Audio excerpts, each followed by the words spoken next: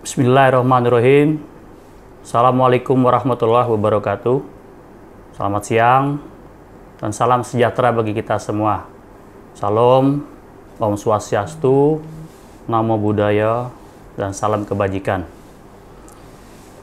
Para pemuda, mahasiswa sekalian, izinkan pada kesempatan ini saya, Denny Dharmapala, SIK MH, Kasubdit Media Non Elektronik, Badan Narkotika Nasional Republik Indonesia, akan menyampaikan materi tentang pemuda bersih narkoba untuk Indonesia unggul.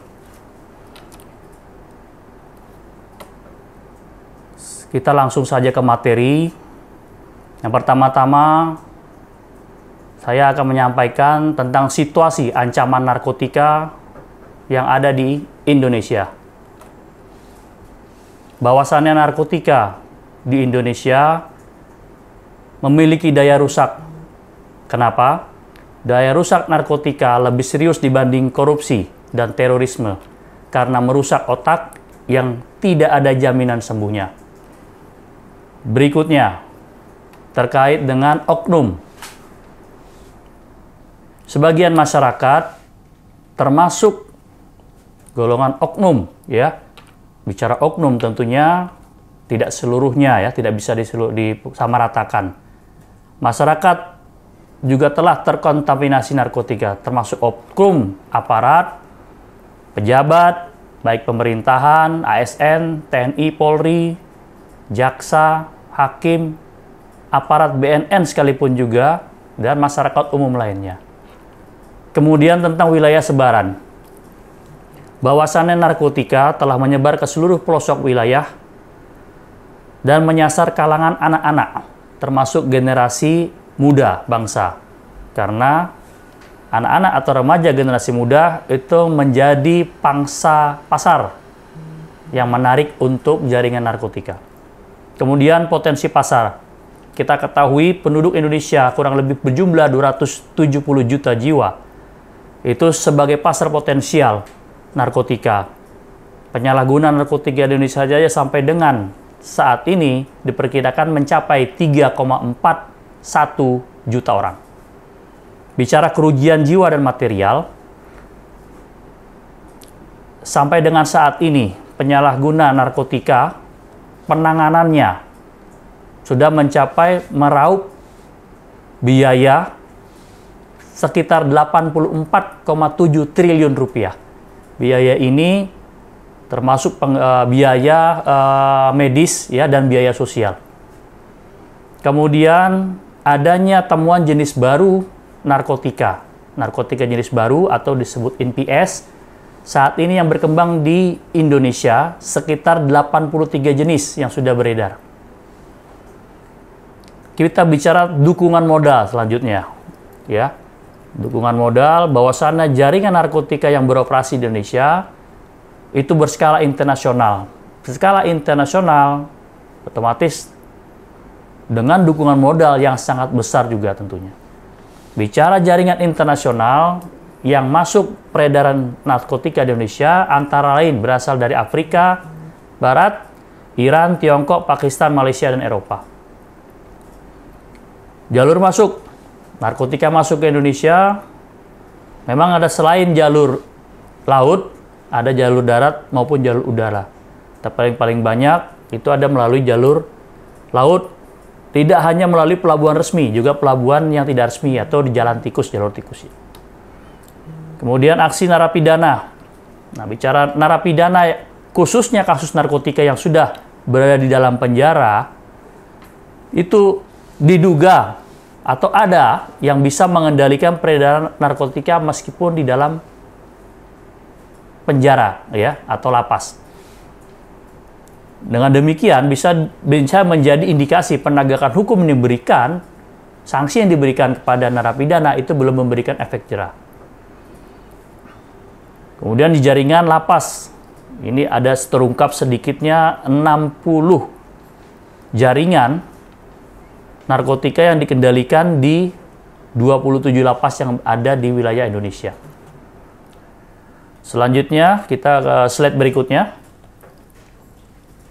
Nah, di sini dijelaskan tentang ancaman NPS atau bahasa Indonesianya narkotika jenis baru ya. NPS itu New Psychoactive Substance ya.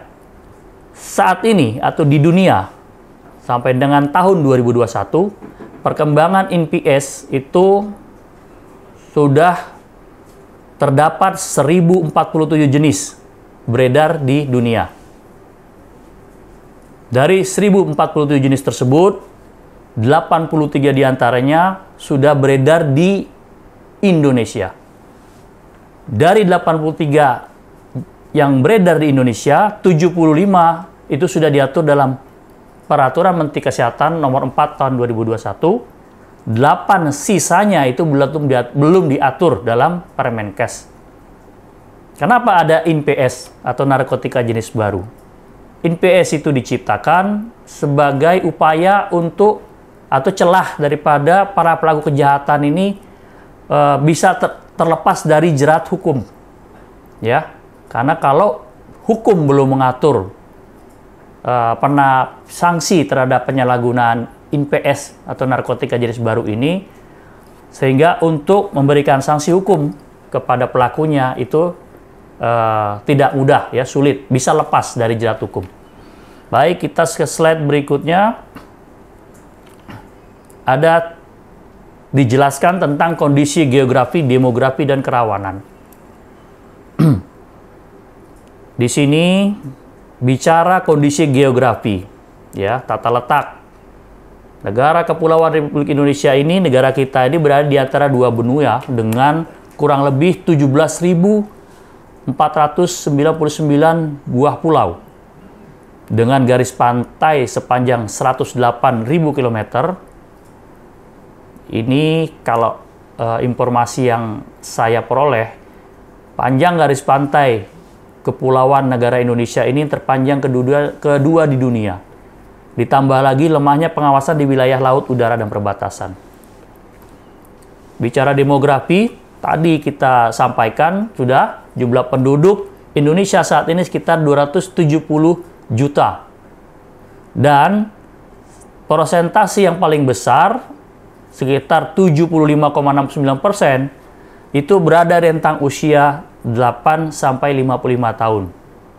Yang disebar di beberapa pulau-pulauan yang terdiri dari banyak suku bangsa. Lah terus modus operandi, ya. Modus operandi daripada kejahatan narkotika ini antara lain bisa masuk melalui pelabuhan resmi dengan menyamarkan isi muatannya. Ya. Tentu tidak serta-merta ada narkotika atau narkoba yang diselubungkan jelas-jelas, ya, bentuknya dalam bentuk paket, tidak disamarkan, ya. Caranya beragam tergantung apa yang dimuat oleh angkutan laut tersebut. Kemudian masuk melalui pelabuhan kecil tikus, pelabuhan jalur tikus tadi, ya, kemudian sungai-sungai, pelabuhan kecil dengan kapal laut, bisa juga ditelan dalam perut atau dimasukkan melalui belakang anus, ya, disamarkan dalam koper atau travel bag, disamarkan dalam kemasan makanan melalui jasa pengiriman paket maupun ship to ship. Dengan kondisi kepulauan Indonesia yang garis pantainya 108.000 km, ya, data yang kita peroleh sampai saat ini 80% penyelundupan narkotika di Indonesia menggunakan jalur laut. Bukan bicara pelabuhan resmi atau tidak resmi. Sepanjang garis pantai Kepulauan Indonesia itu rentan untuk menjadi jalur masuknya narkotika. Apa yang menjadi faktor pendorong? Ya, maraknya penyalahgunaan narkotika di Indonesia. Antara lain perbedaan harga jual yang sangat signifikan. Harga jual narkotika di negara yang lain saya tidak sebutkan, ya, termasuk di negara Asia, itu dengan harga jual di Indonesia bisa mencapai lebih dari 5 kali lipat. Ya, 5 kali lipat. Kemudian angka pengangguran yang sangat tinggi, sehingga banyak yang menjadikan terlibat sebagai kurir narkotika, ya, bandar, atau sebagai pengguna karena tidak lagi memiliki pekerjaan. Kemudian mudah merekrut kurir dengan biaya murah. Jumlah pemakai narkoba saat ini lebih dari 3,41 juta jiwa. Jadi bisnis narkoba bisa dikatakan bisnis yang sangat menguntungkan bagi sebagian orang, utamanya yang sudah diiming-imingi, ya, akan mendapatkan bayaran atau mendapatkan penghasilan secara cepat dan tinggi penghasilannya. Kita set ke berikutnya. Ya, ini sedikit saja. Saya coba menjelaskan ada beberapa jenis modus operandi yang melalui barang ada disembunyikan dalam genset, ya. Ini ditemukan melalui jalur laut, ya, Tanjung Priok. Kemudian masukkan dalam pipa silinder spare part melalui jalur laut, ya, di Tanjung Priok. Kemudian juga ada dimasukkan dalam termos pemanas air. Ada dikirim melalui jasa pengiriman kargo. Ada dikemas seolah menjadi makanan atau minuman ringan, sasetan, ya. Ini dapat di Bandara Soekarno-Hatta. Kemudian ada juga penyelundupan ekstasi dengan disembunyikan dalam ban mobil. Ban mobil berarti termasuk ada pelek, ya, pelek ban diselipkan. Ini dapat di Bandara Soekarno-Hatta. Pak, slide ke berikutnya kita. Nah, saya akan sampaikan tentang strategi dan kebijakan Badan Narkotika Nasional dalam upaya program P4GN. P4GN itu pencegahan, pemberantasan, penyalahgunaan, dan peredaran gelap narkotika. Ada pernyataan dari Presiden Joko Widodo pada tahun 2015. Ini kira-kira pada kesempatan rapat koordinasi pimpinan dan pemerintah daerah, ya. Extraordinary crime, kejahatan extraordinary crime, gitu, ya. Pernyataan dari Presiden Joko Widodo saat itu Indonesia berada dalam situasi darurat narkotika, ya. Kemudian kejahatan narkotika merupakan salah satu kejahatan extraordinary crime yang merupakan kejahatan terorganisir lintas negara atau internasional dan dapat menjadi ancaman serius karena dapat merusak sendi-sendi kehidupan suatu bangsa. Sehingga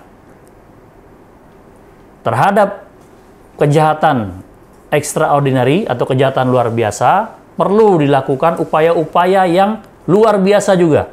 Sehingga kita perlu melakukan perlawanan terhadap salah satu kejahatan luar biasa ini, kejahatan narkotika, yang menjadi tantangan negara-negara di dunia. Jadi bukan hanya ancaman bagi negara di Indonesia, tapi ancaman bagi negara-negara di dunia, ya, kejahatan internasional. Dalam gambar itu, ya, hanya itu, ya, saya jelaskan itu hasil ungkap pengiriman ganja, ya, dan pemusnahan ladang ganja. Ini di Aceh ini, ya. Kita lanjutkan slide berikutnya. Kalau kita menyampaikan apa yang menjadi visi misi Presiden RI di tahun 2020 sampai 2024 dan dikaitkan dengan P4GN, kalau visi Presiden ialah terwujudnya Indonesia maju yang berdaulat, mandiri, dan berkepribadian berlandaskan gotong royong. Kemudian misi, ada 9 misi Presiden 2020-2024. Ada yang ditandain, itu yang warna kuning, ya. Misi yang pertama, peningkatan kualitas manusia. Kemudian langsung yang kelima, kemajuan budaya mencerminkan kepribadian bangsa. Nah, untuk misi 1 dan kelima ini dikaitkan dengan ketahanan diri terhadap narkoba, itu akan menjadi nilai dari sumber daya manusia Indonesia itu sendiri. Kemudian, misi ke-6, penegakan sistem hukum yang bebas korupsi, bermartabat, dan terpercaya. Ini berkaitan dengan penegakan dan sistem peradilan hukum di Indonesia. Sedangkan misi ketujuh, perlindungan bagi segenap bangsa dan memberikan rasa aman pada seluruh warga. Misi ketujuh ini berkaitan dengan pengawasan peredaran dan penyalahgunaan narkoba di Indonesia. Sehingga tidak ada alasan ya bahwasannya upaya P4GN ini juga harus selaras sejalan dengan apa yang menjadi visi misi pemerintah, dalam hal ini Presiden RI. Ya, guna mewujudkan generasi muda Indonesia untuk mencapai sumber daya manusia Indonesia unggul yang diharapkan nanti dapat mengisi ruang-ruang ya, mengisi ruang-ruang yang menjabat di pemerintahan sehingga memimpin negara ini sehingga negara ini bisa menjadi negara maju. Slide berikutnya. Nah, ini ada isu strategis ya yang saat ini. Yang pertama, isu strategis ini bicara hasil penelitian. Pada tahun 2019 hasil penelitian menunjukkan angka prevalensi mencapai 1,8% atau 3,41 juta jiwa penduduk Indonesia. Sebagian besar narkoba berasal dari luar negeri, lebih dari 80% masuk melewati jalur laut atau perairan. Keterbatasan ketersediaan layanan rehabilitasi baru mencapai 10,5% dari masyarakat yang membutuhkan. Idealnya 18 sampai 22%. Kemudian terdapat 933 kawasan rawan narkoba kategori bahaya dan waspada. Selanjutnya bicara arah kebijakan, ya, arah kebijakan yang saat ini sedang diupayakan. Yang pertama, pencegahan dan pemberantasan penyalahgunaan dan peredaran gelap narkotika secara proporsional dan profesional. Kedua, meningkatkan kemampuan lembaga rehabilitasi dan pemberdayaan ketahanan masyarakat terhadap kejahatan narkotika. Yang ketiga, peningkatan sinergitas dengan pemangku kepentingan di level nasional, regional, dan internasional. Kita ke slide berikutnya. Di dalam tampilan saat ini ada peta kepulauan Indonesia. Ya, kemudian judul di atas adalah angka prevalensi setiap provinsi. Data ini tahun 2019. Angka prevalensi penyalahguna pernah pakai artinya pernah pakai dan saat ini masih menggunakan 2,4%. Sedangkan angka prevalensi penyalahgunaan narkoba setahun terakhir pakai ada 1,8%. Kita lihat data ini di setiap provinsi ya. Saya hanya sorot mungkin yang 3 besar aja ya. Itu yang pertama tertinggi ada di Sumatera Utara. Kemudian yang kedua itu ada di Sumatera Selatan. Yang ketiga kita lihat ada di DKI Jakarta. Ya. Tapi umumnya berarti di setiap provinsi itu ada sesuai dengan angka prevalensi, berarti ada yang menyalahguna sebagai pecandu, ya itu ada datanya. Yang diproses, yang menjalani rehabilitasi, ini ada ya. Nah, ini sumber ini dari hasil penelitian BNN dengan Pusat Penelitian Masyarakat dan Budaya LIPI ya, pada populasi umum usia 15 sampai 64 tahun di 34 provinsi di Indonesia. Baik, slide berikutnya. Nah, kita coba jelaskan ya. Jumlah penduduk pemakai narkoba, data hasil penelitian tahun 2019. Tadi saya sampaikan data pernah pakai, nah, berarti orang yang sudah pernah pakai, dan begitu didata di tahun 2019, itu masih menggunakan. Jumlahnya, prosentasenya 2,4%. Kalau setara dengan 4.534.744 jiwa. Sedangkan data setahun pakai, artinya yang pernah pakai 1 tahun terakhir, itu 1,8%. setara 3.419.188 jiwa. Ada catatannya. Laki-laki lebih cenderung terpapar narkoba dibanding perempuan. Tolong jangan nanti persepsinya ini ya, laki-laki berarti disalah terus, nah, ya perempuan berarti tidak pernah. Bukan berarti perempuan tidak pernah atau tidak bisa terpapar, ya. Tapi data dari kita survei dari kasus penyalahguna, ya, laki-laki cenderung lebih, ya, lebih banyak, ya, dibanding perempuan. Kemudian penduduk yang tinggal di perkotaan cenderung lebih tinggi resiko keterpaparannya. Di kota lebih tinggi, ya, resiko menjadi penyalahguna. Bukan berarti di pedesaan itu tidak ada, ya. Itu penegasannya. Kita ke slide berikutnya.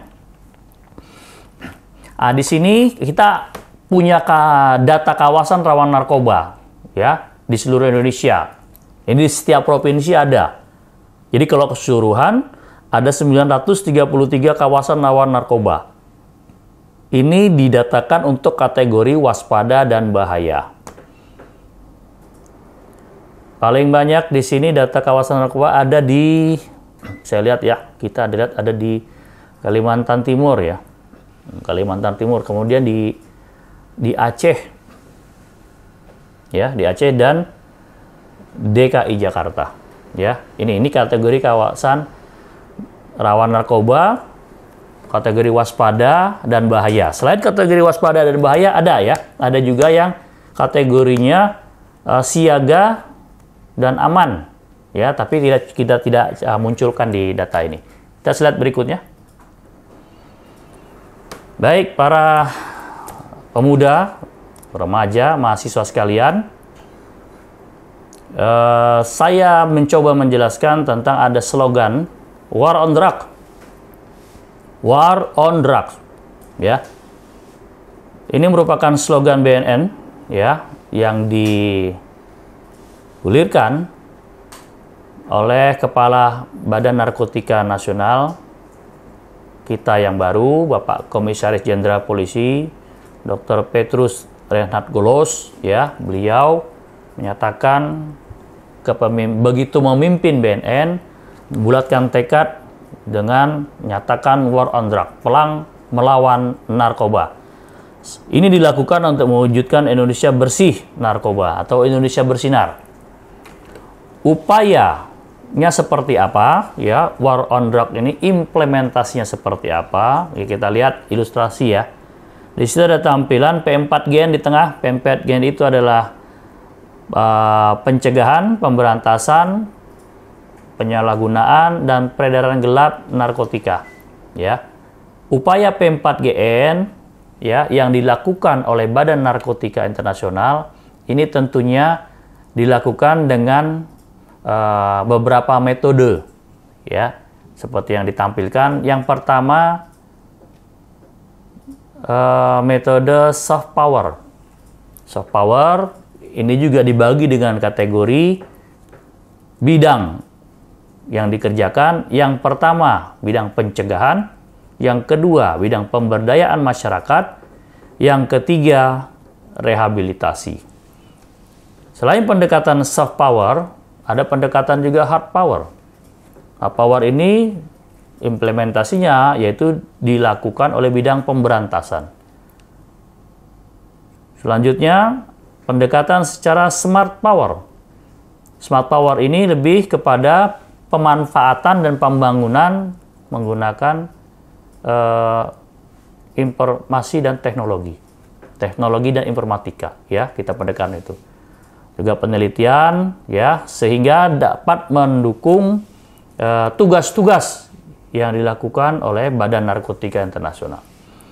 Selain soft power, hard power, dan smart power, lakukan kerjasama juga, ya, atau empowering, ya. Karena upaya untuk menjalankan P4GN tidak bisa secara parsial, tidak bisa masing-masing, tidak bisa sendiri-sendiri, tidak bisa BNN sendiri. Ya, perlu kerjasama. Baik organisasi, kemitraan, regional, nasional, regional maupun internasional. Nah, semuanya itu dilakukan tentunya untuk menciptakan trustable and accountable. Ya. Yang nantinya tujuan akhir adalah Indonesia bersinar, bersih narkoba. Kita slide berikutnya. Ya. War on drug. War on drug ini adalah perang terhadap narkoba menuju Indonesia bersih narkoba atau bersinar. Upaya ini melalui berbagai upaya yang strategis dan komprehensif, meliputi aspek tadi disampaikan di slide berikutnya, pencegahan, pemberdayaan masyarakat, rehabilitasi, dan pemberantasan. War on drug menuju Indonesia bersinar dimulai bergerak dari desa-desa atau kelurahan. Ya, desa di kabupaten, kelurahan umumnya kan banyak di kota-kota. Di seluruh Indonesia. Karena desa utamanya yang berada di wilayah penyangga. Penyangga kota ya, batas kota, termasuk yang di pesisir pantai, yang berbatasan langsung dengan negara tetangga, jalur pantai, jalur laut, menjadi sangat rawan peredaran gelap narkotika. Oleh karena itu, untuk mewujudkan desa bersinar, perlu mendorong semua pihak atau stakeholder untuk sama-sama bersinergi dan berkolaborasi. Kita ke slide berikutnya. Peran pemuda Indonesia. Ya, pemuda Indonesia remaja termasuk mahasiswa. Pemuda bersih dari narkoba untuk Indonesia unggul.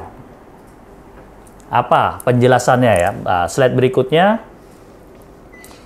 Bicara potensi berdasarkan data kependudukan, Indonesia memiliki total penduduk sebesar, ini yang terbaru ya, 270,2 juta jiwa ya. Mohon maaf, ini berarti nanti di jumlahnya di sini tidak sesuai ya, belum sesuai.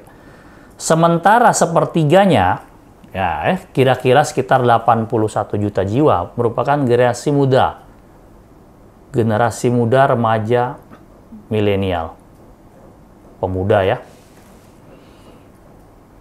Pemuda memiliki peran penting untuk membantu generasi muda lainnya agar tidak terjerumus dalam narkoba. Setuju nggak kira-kira dengan pernyataan ini kita ya? Kita slide berikutnya dulu. Peran pemuda ya.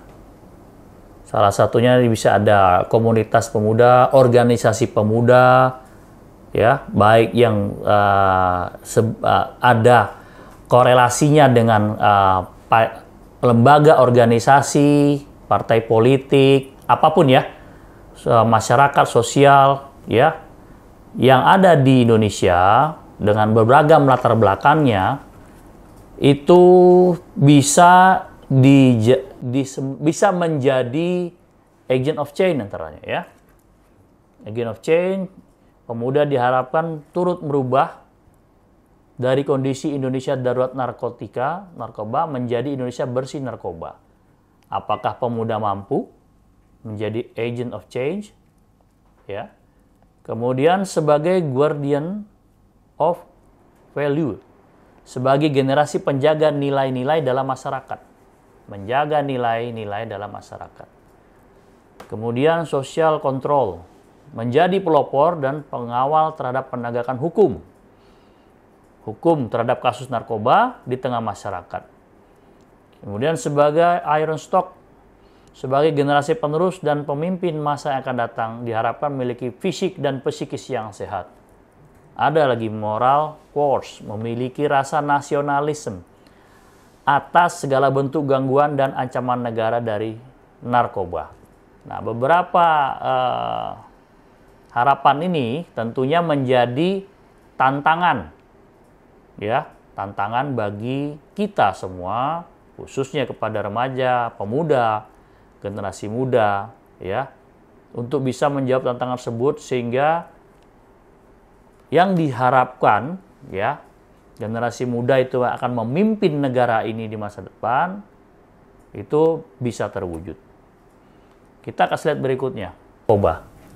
Kalau menurut ilustrasi yang ada, ya, seperti gambar ini komik lah ya. Ini seakan-akan perbincangan komunikasi dengan sesamanya. dengan rekannya, ya, dengan kelompoknya. Ayolah coba dulu sekali saja, pasti kamu nggak nyesel deh. Kira-kira seperti itu, ya, dari si laki-laki nih. Tapi dijawab oleh temannya, si perempuan, sorry ya, capek deh kalau harus pakai yang begituan. Padahal yang menawarkan atau yang menyangka temannya, mungkin kawan baiknya. Kemudian katakan sebelum hitungan ke-10, jawab maksudnya ya. Jawab sebelum hitungan ke-10. Hitungan 10 maksudnya bisa hitung dalam hati ya. Dalam hati, 1, 2, sebelum. Jadi hitungan 10 itu kesempatan untuk berpikir. Ya, kurang lebih yang ditawarkan seperti ini. Ini bisa bikin kamu enak loh. Hitung sebelum hitungan ke-10 dalam hati. 1, 2, 3. Langsung jawab, terima kasih, saya tidak merokok. Begitu kira-kira prakteknya. Bagaimana kalau tidak bisa jawab seperti itu? Biasanya karena nggak enak, karena kawan baik, karena menolak berpikir lama hingga lewat dari hitungan 10 udah jelas ya. Itu berarti bisa mudah dipengaruhi. Kita ke slide berikutnya. Nah, para remaja pemuda sekalian, ada keterampilan sosial ini yang kira-kira kita para kaum generasi muda harus bisa memahamin ya. Atau mungkin sebagian para remaja sekalian mahasiswanya sudah tahu ya. Keterampilan sosial yang pertama itu komunikasi dengan efektif. Kemudian ada bersikap asertif. Kemudian terampil untuk menolak tekanan sebaya. Membangun lingkungan yang sejahtera. Ya, ini kita bacakan dulu. Selanjutnya apa? Slide berikutnya. Ada sikap asertif ya. Apa itu sikap asertif? Sikap asertif adalah sikap tegas yang diambil individu sebagai keputusan terhadap sesuatu yang memang tidak sesuai dengan apa yang ada dalam pikiran dan keyakinan individu tersebut. Tegas yang dilakukan oleh individu terhadap keputusan ya, yang tidak sesuai apa yang dalam pikirannya dan keyakinannya. Tadi yang di awal sudah saya contohkan ya, bagaimana seseorang bisa dengan tegas menolak ya tawaran dari orang lain atau temannya. Dia dengan tegas menolak karena dia tahu apa yang ditawarkan itu, dia yakin bahwasanya hal itu adalah hal yang merugikan. Nah, ini ada karakteristik bersupport ya. Yang pertama, memiliki keahlian berunding, rasa percaya, dan sikap kerjasama yang lebih besar. Kemudian dapat mengidentifikasi dan mencoba untuk menyelesaikan masalah-masalah, memiliki citra diri yang sehat dan lebih percaya diri, menghormati hak orang lain, dapat mengartikulasikan perasaan dalam cara-cara produktif, menjunjung solusi seluruh pihak menang, menerima dan memahami akibat-akibat alami, serta menjadi perunding yang aktif, dan memiliki rasa pemberdayaan. Ya, ini diharapkan bersupport yang ada di kelompok-kelompok remaja, pemuda, ya, mahasiswa. Nah, ini diharapkan bisa menumbuhkan karakteristik sebagai remaja yang produktif, ya, yang saling support untuk hal yang baik. Ya, kalau kalian di lingkungan saja bisa menciptakan kelompok yang kuat akan hal yang positif, selanjutnya bisa aksi keluar, ya, bisa menularkan hal yang positif itu di lingkungan masyarakat. Baik, kita ke slide berikutnya. Ini ada pesan ya. Generasi muda sadari bahwa narkoba itu ancaman nyata bagi seluruh masyarakat, ancaman nyata bagi eksistensi bangsa dan negara. Kemudian, kita sebagai generasi muda harus membangun pemahaman, kesadaran, dan kepedulian. Narkoba adalah musuh bersama yang harus diperangi bersama. Dengan jejaring untuk melakukan pencegahan dan menumbuhkan karakter anti narkoba. Jadi kalian pemuda, remaja, mahasiswa, ya,